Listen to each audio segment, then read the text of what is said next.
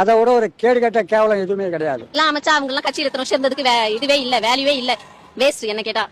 ஏன்னா ஒரு சின்ன பையன் வர்றாங்க அப்படின்னு சொல்லிட்டு இவங்க வந்து சேர்றாங்க அப்படின்னா அப்ப இத்தனை நாள் வந்து அவங்க நான் 2 பேருமே அப்ப பணத்துக்காக தான் இத்தனை நாள் ஆட்சி பண்ணாங்கன்ற மாதிரி ஆயிடுச்சு. அதெல்லாம் அமைக்க கூடாது, போராடணும். 108 எம்எல்ஏவும் நிக்கணும், ஓட்டு போட்டவங்க அத்தனை பேரும் ஸ்ட்ரைக் பண்ணணும், ஜல்லிக்கட்டுல பண்ண மாதிரி. அதை பண்ணுனா அவருக்கு என்னன்னு தெரியும்ல. நீங்க இத்தனை வருஷ காலமா ஆடுறீங்க, என்ன செஞ்சீங்க? இல்லாத ஏழைப்பட்டவங்களுக்கு ஏதாவது செஞ்சீங்களா? நீங்க உங்க குடும்ப ஆட்சியாவே பாத்துக்கிட்டு உங்க குடும்பத்துக்காகவே செய்றீங்க. இல்லாதப்பட்டவங்க எத்தனை பேர் இருக்கும்? யாருக்காவது எந்த ஹெல்ப்பாவது உண்டா? கிடையாது.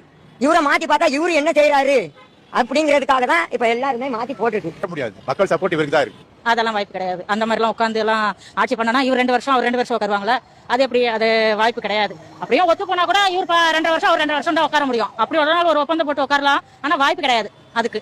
அது வந்து அவங்களுடைய பிரச்சனை, நம்ம வந்து அது எதுவும் தலையிட முடியாது. இப்ப வந்து எங்களுக்கு வந்து ஆட்சி மாறி வரணுன்றதுனால தான் நாங்க விஜயை வர வச்சிருக்கோம். அது அவங்க சரி அப்படி பண்றாங்க, அது என்ன பண்றது? வரக்கூடாதுதான் சரி பண்றாங்க.